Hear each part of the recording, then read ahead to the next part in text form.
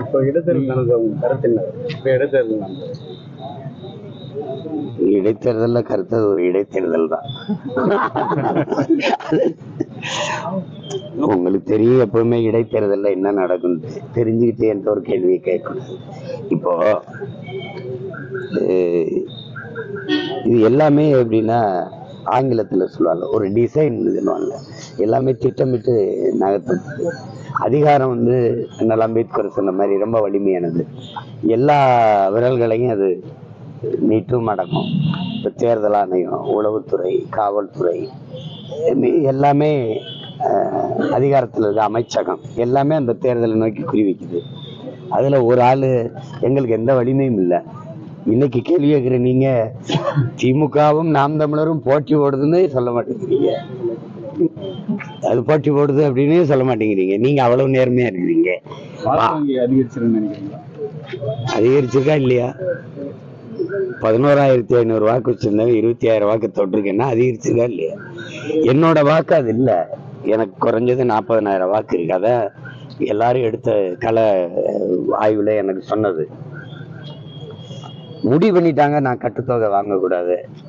நீங்க நான் 20,000 வாக்கு தொட்டிருக்கேன் 11,500 இருந்துன்னு யாரும் பேசாம அவர் கட்டுத்தொகை போயிடுச்சு, டெபாசிட் போயிடுச்சுன்னு தான் நீங்க போயிருக்கு.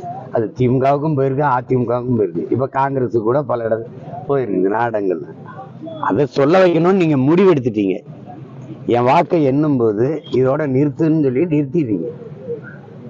அப்படிலாம் நடக்காதுன்னு நீங்க சொன்னீங்கன்னா, வாக்குக்கு காசு கொடுக்கறது சட்டப்படி குற்றமா? சரியா? குற்றம் தானே. அப்ப வாக்குக்கு காசு கொடுக்கறத அனுமதிக்கிற தேர்தல் ஆணையம், உளவுத்துறை, காவல்துறை. கள்ள வாக்கு போடுவது குற்றமா? சரியா சொல்லுங்க. குற்றம். கள்ள வாக்கு போடுறத காவலர்களே நின்று பார்த்து அனுமதிக்கும் போது, இவ்வளவு தவறுகள் நடக்கும்போது வாக்கை எண்ணுபவர் மட்டும் நேர்மையா எண்ணிடுவாருன்னு நீங்க நினைக்கிறீங்களா? யாராவது சொல்லுங்க, நீங்க சொல்லுங்க. இவ்வளவு அநியாயம் தெரிஞ்சே நடக்குது, எல்லாருக்கும் தெரியுது. அதை தடுக்காத இந்த நிர்வாகங்கள் வாக்கை எண்ணும் போது மட்டும் மனச்சான்றோட நேர்மையா எண்ணிரும்னு நீங்க நம்புறீங்களா? ரஷ்ய அதிபர் ஜோசப் ஸ்டாலின் சொல்றாரு, எங்களுக்காக தான் சார் என்ன சொல்றாரு, தேர்தலில் வெற்றியை தீர்மானிப்பது வாக்கு செலுத்துகிற மக்கள் அல்ல, அந்த வாக்கை எண்ணுகிற அதிகாரிகள் தான் தீர்மானிக்கிறார்கள்ங்கிறார். உங்களுக்கு புரியுதுன்னு நினைக்கிற சான்று சொல்லணுமா? 81 வாக்குல அந்த ராதாபுரத்துல இன்றைக்கு சபாநாயகராக இருக்கிற ஐயா அப்பா அவர்கள் தோற்றார்கள்னு அறிவிக்க சொல்லுது.